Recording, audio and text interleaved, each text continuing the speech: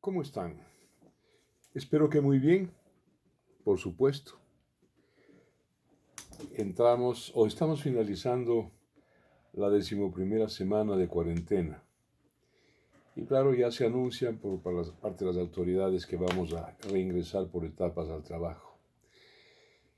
La presente reflexión tiene que ver con algo que quisiera que le pongan atención, cómo la personalidad de un psicópata, de uno solo, en la historia, a veces, puede ensangrentar al mundo. Pónganle atención porque voy a terminar esta reflexión con un caso ecuatoriano.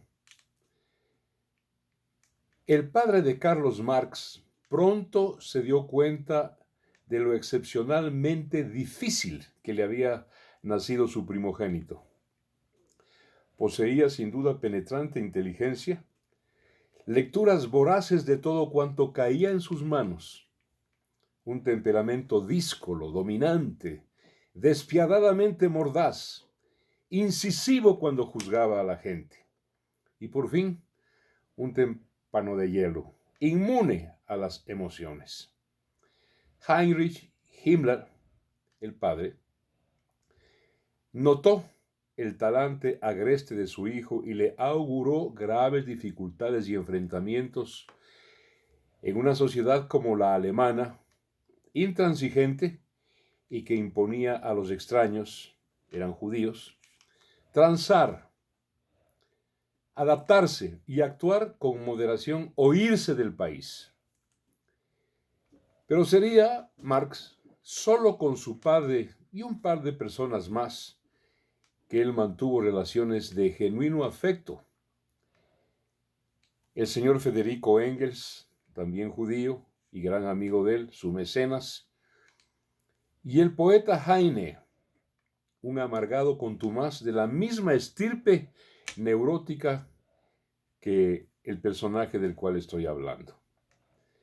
No hubo intelectual de su tiempo, aliado o no de sus ideas, al que no hubiera insultado Marx abruptamente. Era intolerante e intolerable y solía ser hiriente. Al final de sus días, la historia cuenta que cortó relaciones con todos sus viejos amigos, inclusive con sus camaradas.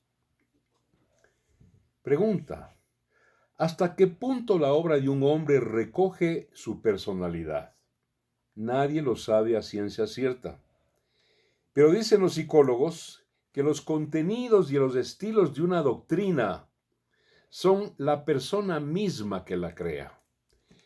El marxismo es una hipótesis política, pero al mismo tiempo el producto de una personalidad psicótica y perturbada.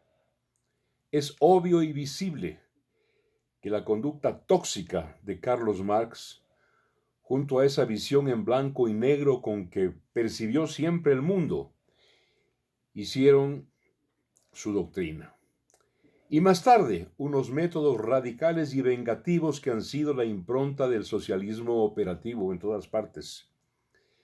El desprecio de Marx por todo lo que no fuera su pensamiento, la descalificación que hizo de los inteligentes de su tiempo, al mismo tiempo que se aprovechaba de sus ideas, las copiaba y los plagiaba. Su conducta aislada y arrogante, sus fobias. Explica todo esto la conducta de sus desadaptados secuaces en todas partes y también aquí en el Ecuador. Véase si no el comportamiento político de un hombre respetable, prolijo en estudiar y acopiar datos y armarlos a su gusto. Un distinguido señor que habla y denuncia como lo hacía su maestro, Carlos Marx. Me refiero a Diego Delgado Jara, socialista, al que le cabe, si cabe el término, si es propicio el término, la siguiente trigonometría. Diego sería redondo en 360 grados si no fuera comunista. Como lo es, y sin remedio, queda en 90 grados, recto como el ángulo, pero también es hipotenuso, es decir, cuadrado como los catetos de un triángulo rectángulo. Saludos a Diego Delgado, a quien, no obstante lo dicho, respeto por su rectitud. Amigas y amigos, muchísimas gracias por escuchar esta reflexión para fin de semana. Cuídense.